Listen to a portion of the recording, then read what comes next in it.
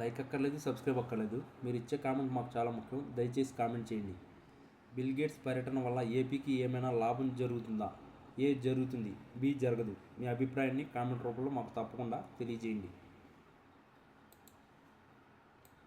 ఆంధ్రప్రదేశ్ రాజకీయ క్షేత్రం ఎప్పుడు ఒక చదరంగంలాగానే కనిపిస్తుంది. వ్యూహాలు ప్రతివ్యూహాలతో వేడెక్కిన రాజకీయ వాతావరణంలో తాజాగా వైఎస్ జగన్మోహన్ రెడ్డి కేంద్ర హోంమంత్రి అమిత్ షాతో భేటీ కానున్నారని భారత రాష్ట్ర రాజకీయాల్లోనే పెను సంచలనం సృష్టిస్తుంది. ఈ పరిణామం ముఖ్యమంత్రి చంద్రబాబు నాయుడు నేతృత్వంలోని తెలుగుదేశం, జనసేన, బీజేపీ కూటమికి గొడ్డలిపేటు లాంటిదని రాజకీయ విశ్లేషకులు భావిస్తున్నారు. ఎన్నాళ్ళు బీజేపీని తమ పక్కన పెట్టుకుని రాష్ట్రంలో తిరుగులేని శక్తి ఎదగాలని భావించిన చంద్రబాబుకు ఈ వార్త నిజంగానే గుండె పగిలే పరిణామం అనడంలో సందేహం లేదు. ఎందుకంటే ఢిల్లీ పీఠంపై పట్టుకున్న అమిత్ షా అపాయింట్మెంట్ జగన్కు దక్కడం అంటేనే అది కేవలం మర్యాదపూర్వకమైన భేటీ కాదని, దాని వెనుక ఏదో బలమైన రాజకీయ సమీకరణం ఉందనే సంకేతాలు వెలువడుతున్నాయి. ప్రస్తుత కూటమిలోని పార్టీల మధ్య సఖ్యత కంటే అనుమానాలే ఎక్కువగా కనిపిస్తున్నాయని విమర్శకులు అంటున్నారు. కూటమిని దొంగల ముఠాగా అభివర్ణించే ప్రత్యర్థులకు జగన్ అమిత్ షా భేటీ ఒక బలమైన ఆయుధంగా మారింది. గత ఎన్నికల్లో సమయంలోనూ ఆ తర్వాత కూడా బీజేపీ కేంద్ర నాయకత్వంతో జగన్ సన్నిహిత సంబంధాలు కొనసాగించడం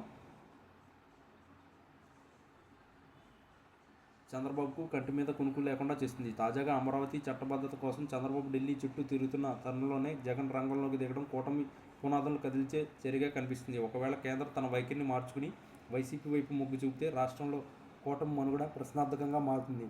ఇది కేవలం ఒక రాజకీయ సమావేశం మాత్రమే కాదు, రాబోయే రోజుల్లో ఏపీలో మారున్న అధికార సమీకరణాలను ఇది ఒక నాంది అని చెప్పవచ్చు.